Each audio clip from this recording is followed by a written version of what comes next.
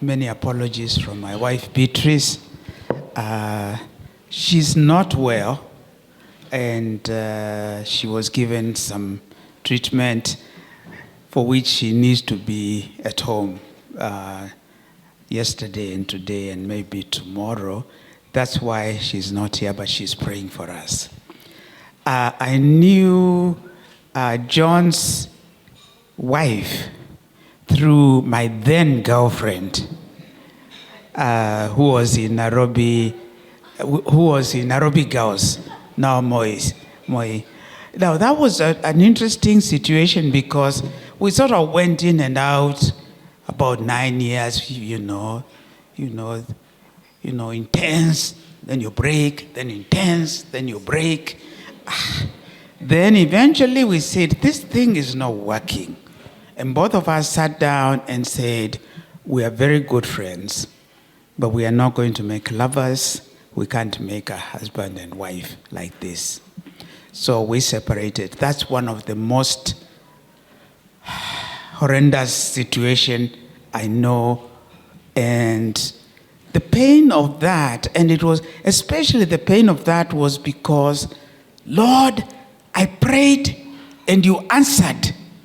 And she prayed and you answered. Now, what are people going to say? And we are leading ministry.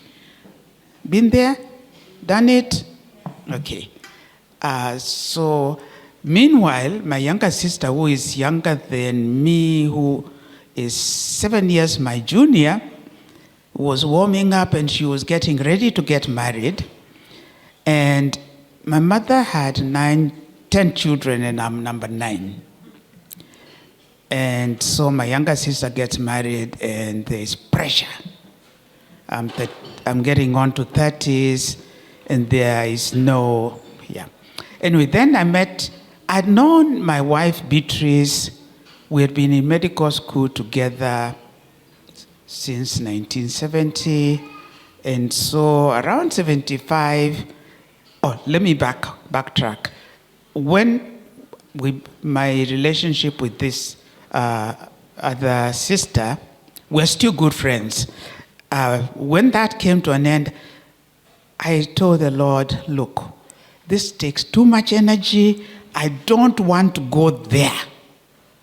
If you bring anybody in my life again, let be the last one. And so I prayed that Amos talks about the blessing of the Lord maketh rich and he has no sorrow with it. And the Lord answered that prayer because the friendship with Beatrice was very organic. We had known each other, we had ministered together, we were in college together, we had finished medical school, and then I was pursuing my postgraduate training, and she was still working, and she was trying to pursue postgraduate training, and she was blocked because she refused to give a bribe to somebody in Ministry of Health. That's life. And so, and there was a scholarship, and the British Council had told her there's a scholarship. All these guys need to do is sign the papers, we will send you. Anyway, that didn't work out. And so,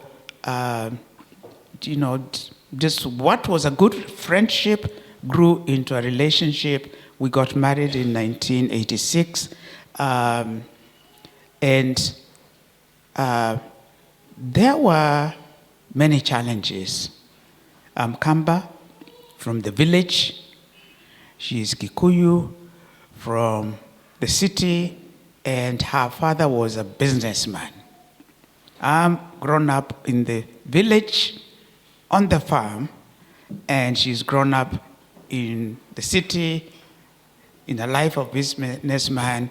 She was a very good friend with her father, who was a businessman. So she understands Besha. This guy from the village doesn't understand money. So that was our first challenge, in that she really up to today, she's the one who really understands money.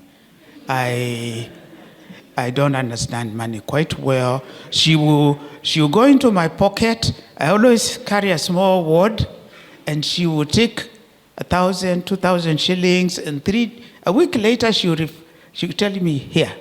I say, what? Nilichukua pesa yako, sasa narudisha. So, how have we handled our money? I notice my time is going really quick. Let me say 3 things have stood out for us in our marriage. Number 1, the grace of God. I don't think we will be where we are today had God not being gracious to us. My wife is a strong woman, very strong woman. And I remember being warned by my friends, you're going to marry a doctor and you're going to marry this girl? You are crazy. But I knew the Lord had led, and if the Lord leads, he will take care of it. And he's gracious. The second thing which stands in our marriage is trust. For the longest time, my wife worked as a research scientist in Kemri. And if you know, most research scientists are men. So she is out in Kakuma, she's out somewhere in the middle of Luonyansa or somewhere, doing research.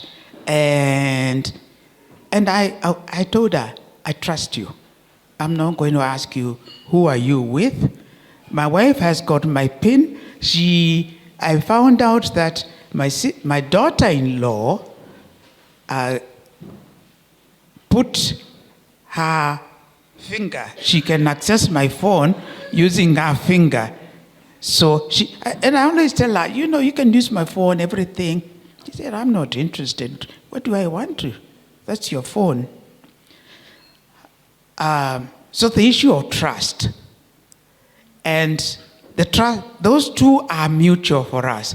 But for me, and these guys, is commitment. The Lord spoke to me, and I said, this is the only woman I'm going to sit with. She's the only woman I will know. And when we were dating, my wife would tell me, be very careful, I'm fertile.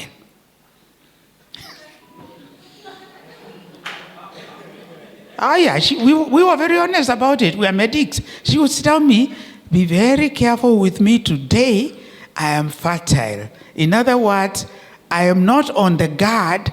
In fact, I may want you. And we never knew each other before we got married. But, we were very open about it.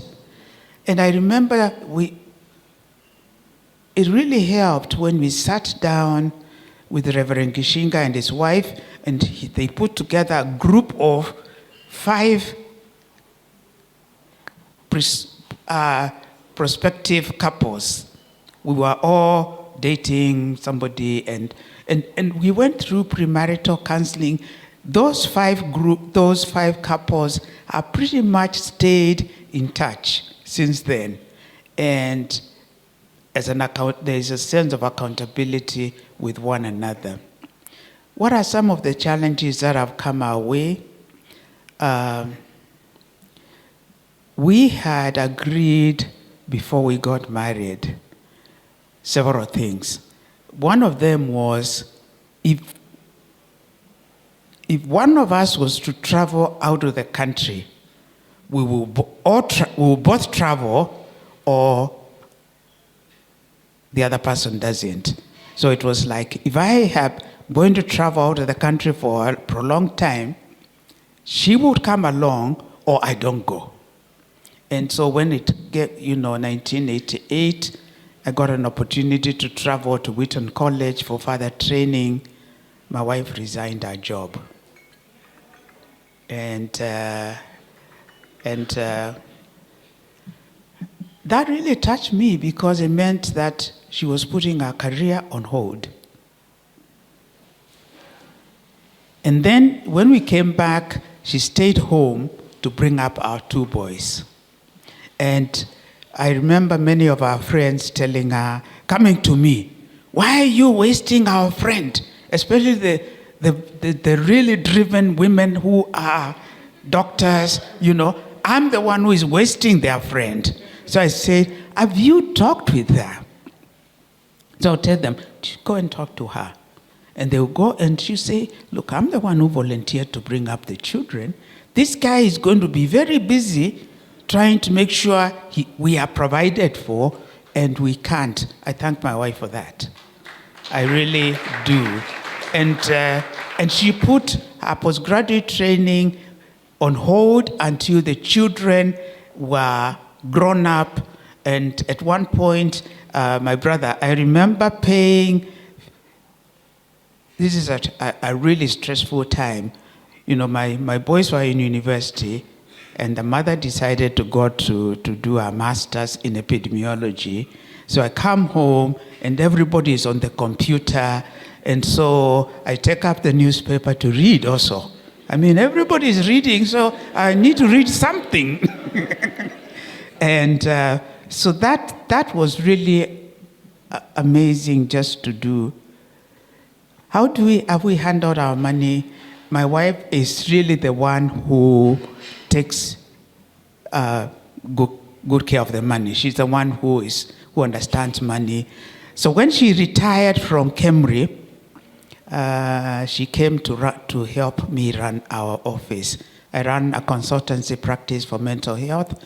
We have 3 psychiatrists, 3 psychologists. I need to get your number. Yes, 3 psychologists, and just running the office. So she told me, I went to research because I don't like doing medicine. So I'm not going to come and help you do your medical stuff. So I told her, okay, you come and run the office so that I'm not worrying about the administrative side of things. And so she's my boss in the office. She's right next door to my office, and she runs the office. I don't sign any checks. She told me, you sign all the checks. But I said, okay, since you understand money, I will not sign anything you have not approved. But I am not going to check because I trust her. If she has signed the voucher, I sign. And sometimes that includes, like now I've not been paid.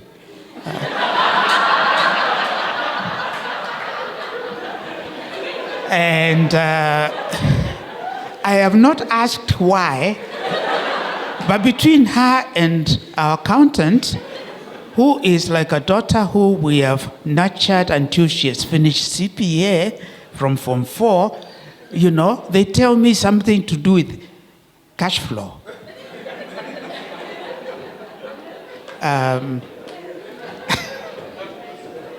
So there we are. That's where we are today. We are just the 2 of us. We are very different. She's a strong woman. She loves to stay at home. She understands money. I don't understand money, but I understand a few things. I understand strategic planning and long-term planning and that type of stuff. So we sit and agree on the long-term time of stuff, and then she manages the process in between. So that's why she's also helping me run the office. And she loves to stay home. I'm an outside person. I celebrated my 67th birthday on top of Mount Kilimanjaro with my son.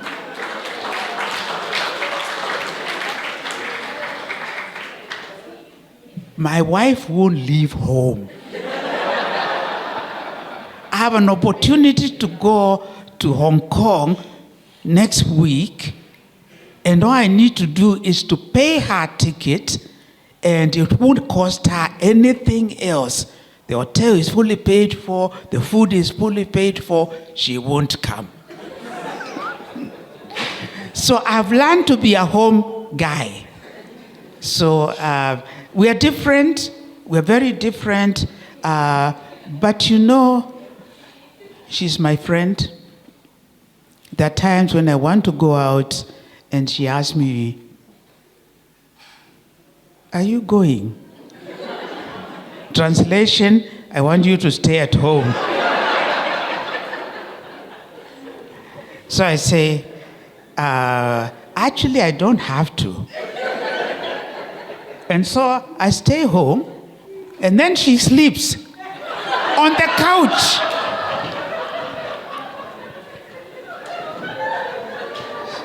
So I sleep on the next couch. And she's happy that I'm just keeping her time. I hate shopping. But my wife goes, she doesn't go shopping, she goes window shopping. We have no children, but she's looking at children things. So when she asks me, "Can you take me shopping?" Translation is, I want your time and I want to spend some of your money. So I will do a quick calculation. If I don't have 3 hours, I don't agree. I will tell her, actually I don't. I have this and this. And she'll say, fine.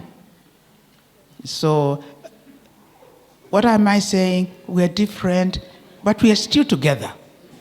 And we enjoy each other's company. One of the toughest things that I went through in our marriage was when we came from the US, I had a job before I went at the University of Nairobi teaching, but I came back and there was no job.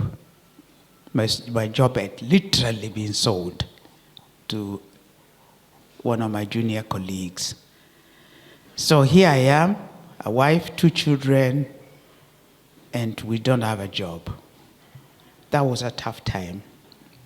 And we stayed with my brother-in-law for about 2 months, 3 months.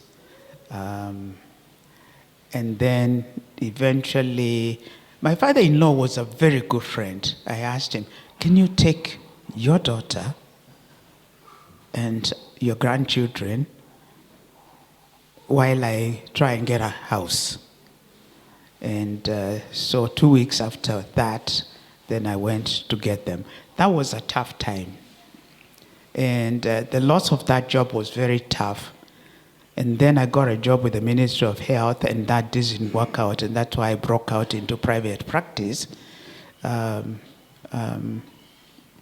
so that was a difficult time, 1990, as we tried to establish ourselves. But God was very gracious.